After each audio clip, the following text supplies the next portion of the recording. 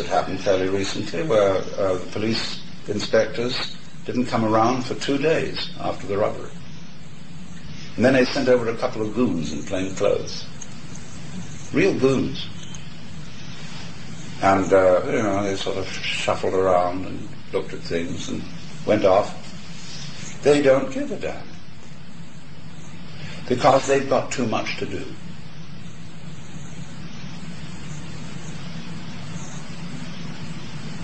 And they're underpaid. So my proposal is in general that the duties of police be restricted to 4 areas. 1, protecting us from robbery. 2, protecting us from violence. 3, directing traffic. And 4, giving aid to persons in distress. The personnel of vice squads and narcotics squads could simply be transferred to these other duties. Because in all conscience, there's enough to do in those 4 areas. Then you say, well, what are you going to do about these other things? Well, let's face it, let's be realistic. There are going to be people, there always have been people, who do silly things. It's stupid to become dependent on drugs. It's pretty stupid to gamble. But you can't stop people being stupid by law. Nor can you make people moral by law. It's the essence of Christian ideas that morality is of no significance unless whatever is done or whatever is not done is done freely.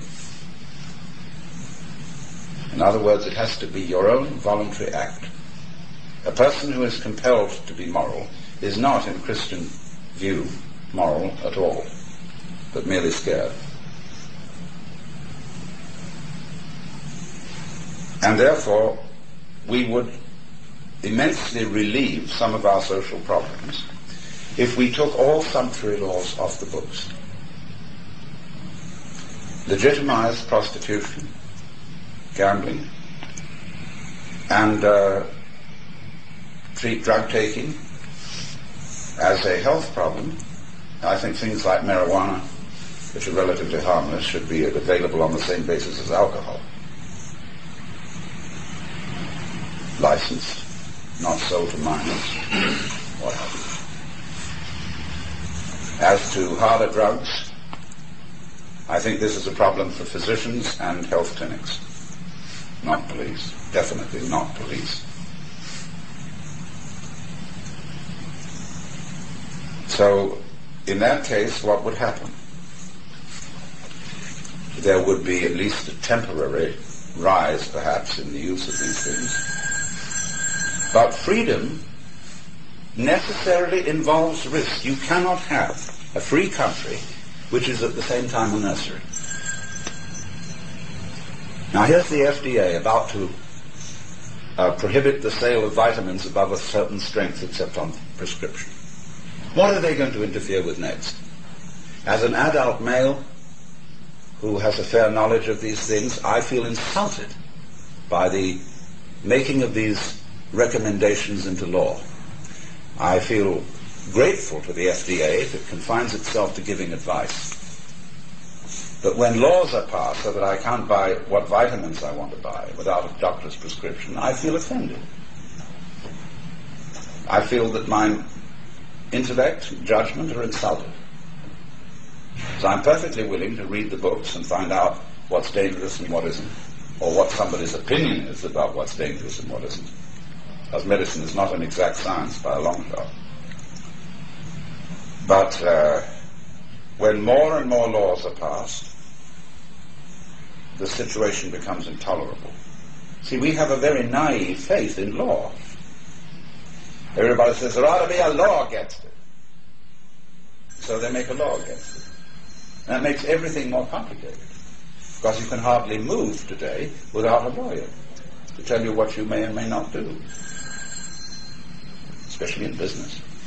And especially in small business. So we are surrounded with law. And surrounded with officers and officials who are acting supposedly for our own good, but actually acting for their own good, because it's their job. Now, if we took sumptuary laws off the books, we would empty the jails by at least a third of their population. The jails are jam full of people who ought not to be in jail at all, because they're in there for sin as distinct from crime. And they don't feel guilty, and therefore they resent being in prison. And the state of imprisonment merely confirms them in their hatred of society. In California, we're supposed to have the very best jails in the country. Places like Vacaville and San Quentin are supposed to be real far out. They are unbelievably dreadful, because they're a Kafkaesque situation with people in there on 1 to 10-year sentences. And you know we'll let you out if you show signs of improvement. And nobody knows what they're supposed to do. What is showing a sign of improvement? And will the probation officers consider that I'm merely showing signs of improvement as a pretense in order to get out, so that I can recommence the life of crime? And these then psychiatrists and probation officers have very subjective judgments about whether the person is faking or not. So these inmates are in the frightful position of total uncertainty as to how long they will be in there. Don't forget, too, that in the United States, prison means a lot more than being out of harm's way so that you won't harm society. It means sexual deprivation. It means the lousiest diet imaginable. And it is, all penologists pretty much agree that our prisons are schools for crime and sodomy. So when you put the rather sensitive people who tend to become addicts in these institutions, you create an abomination. And there's no answer, and it merely increases the enemies of society.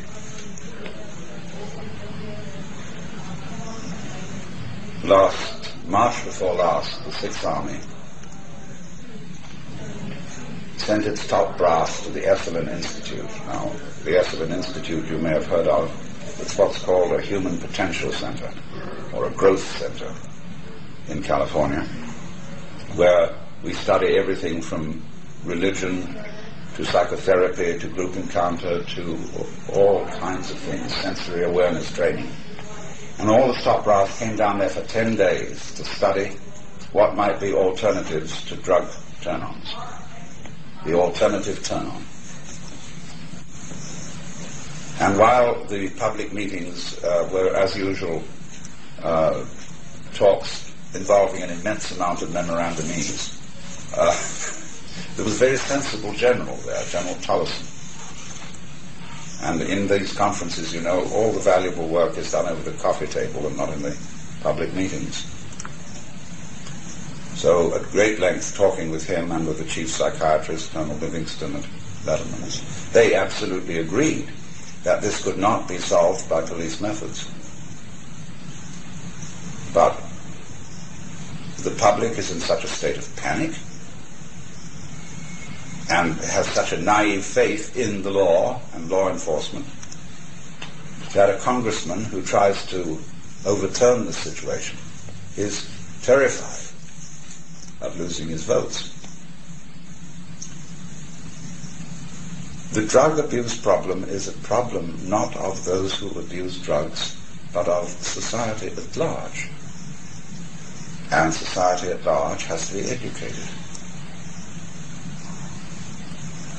to see that those who are addicts are in fact sick, they are not criminals, and we must look very carefully at the British way of handling the problem, on which there have been some articles recently in the New Yorker that are wonderfully well informed,